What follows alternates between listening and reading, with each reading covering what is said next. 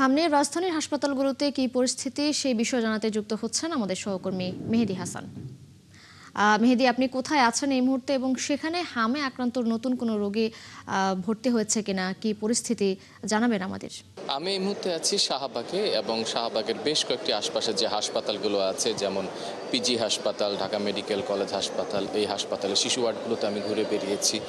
যারা যে রুগী আছে, রুগীর পিতামাতার সাথে কথা বলেছি, ডাক্তারদের সাথে কথা বলেছি। তো একটা বিষয় এখানে আমি খুঁজে পেয়েছি, সেটা হচ্ছে যে এখানে যারা এসছেন রুগীর শিশু রুগীরা, তাদের অধিকাংশের বয়স 2 বছরের নিচে এবং এবার যেটা দেখা যাচ্ছে যে 4 থেকে 5 মাস বয়সী হামে শনাক্ত হচ্ছে, পজিটিভ হচ্ছে।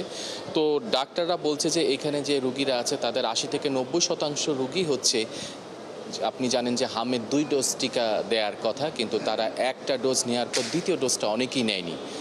9 মাসে প্রথম ডোজ নিছে, কিন্তু 1.5 এবং 15 মাসে আরেকটা ডোজ নেওয়ার কথা, সেখানে কিন্তু পরবর্তী যে ডোজটা, সেই ডোজটা কিন্তু তারা সেই টিকাটা নেয়নি এবং সেই হারটাই বেশি যারা আসলে হামে পজিটিভ হচ্ছে। এবং আপনি জানেন যে হামের চিকিৎসায় যদি সঠিক সময়ে সঠিক চিকিৎসাটা না করা যায়, তাহলে কিন্তু শিশুর মৃত্যু হচ্ছে এবং আমরা সেটা দেখছি ঢাকা এবং ঢাকার বাইরের জেলাগুলোতে সেই মৃত্যুর হার ক্রমান্বয়ে ধীরে ধীরেই কিন্তু বাড়ছে এবং ডাক্তার এবং স্বজন এবং পিতামাতা সবার মাঝে কিন্তু উদ্বেগ তৈরি হয়েছে।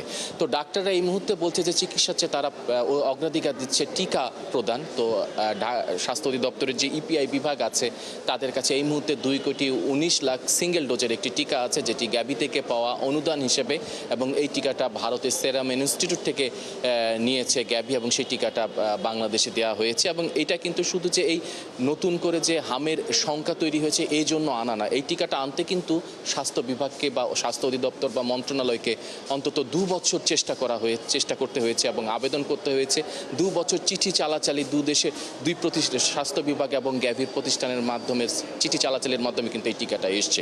এবং ডাক্তাররা বলছে যত দ্রুত সম্ভব এই টিকাটা দিতে পারলে হয়তো শিশুদের এই যে হাম শনাক্ত অথবা হাম থেকে যে মৃত্যু, এটা হয়তো কমানো যাবে। মেহেদী হাসান, ধন্যবাদ আপনাকে। আপনি আছেন, খোঁজখবর রাখতে থাকুন।